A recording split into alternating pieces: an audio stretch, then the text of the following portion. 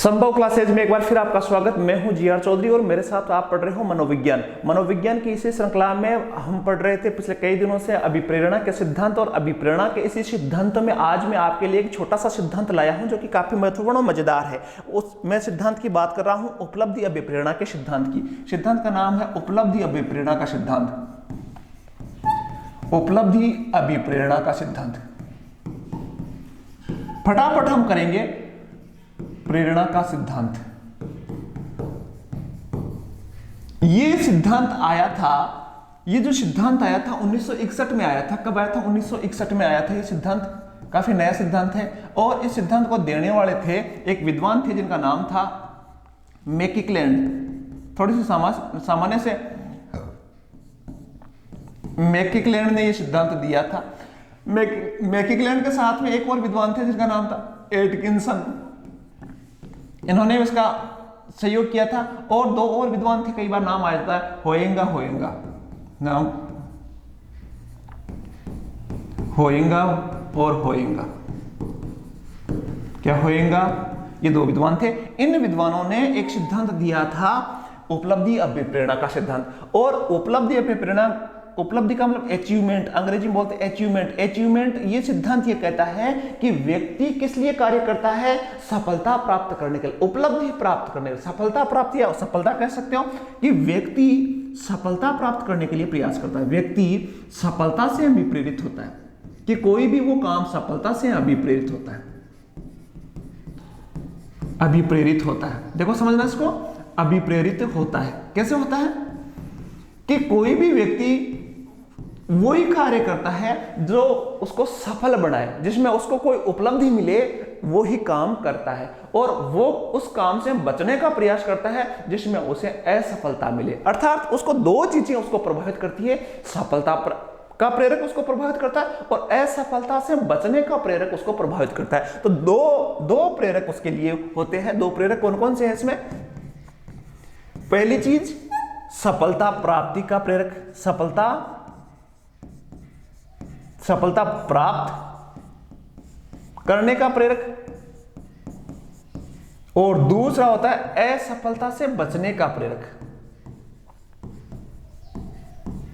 से बचने का प्रेरक।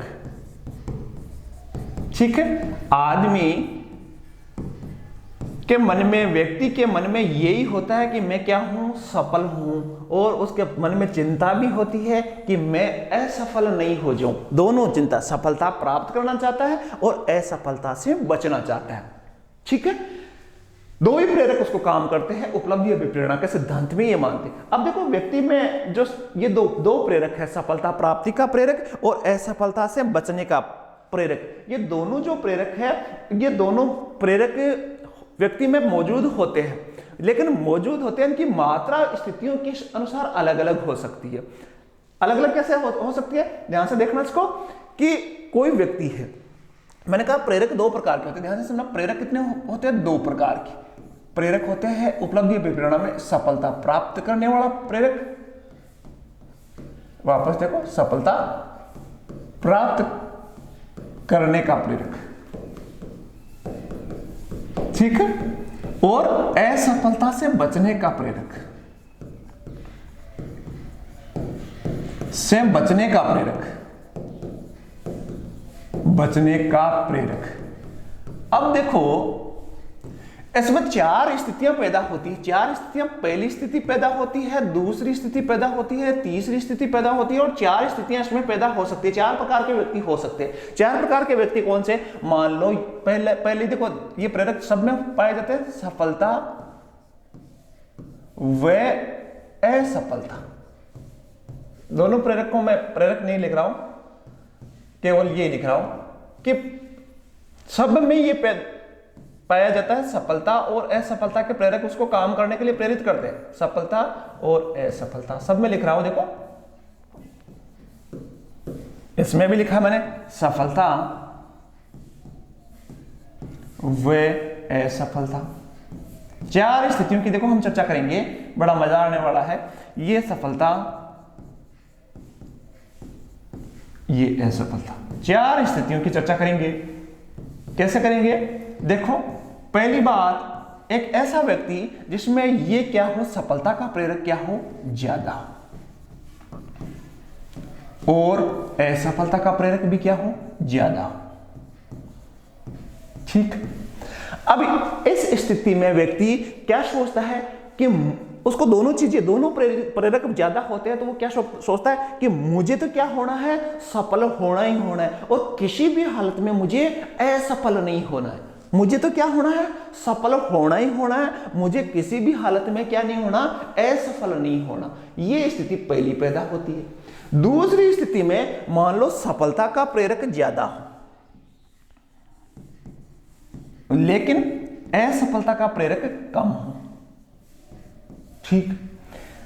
इसमें व्यक्ति होता है असफलता को ज्यादा ध्यान में नहीं रखता, वो ये सोचता है कि मुझे तो क्या होना है, सफल होना। असफलता की ज्यादा चिंता नहीं होती है, वो उसके मन में यही होती है कि मुझे सफल होना है, सफल होना है, सफल होना है। ये दूसरी स्थिति होती है। तीसरी में मान लो असफलता का प्रेरक कम हो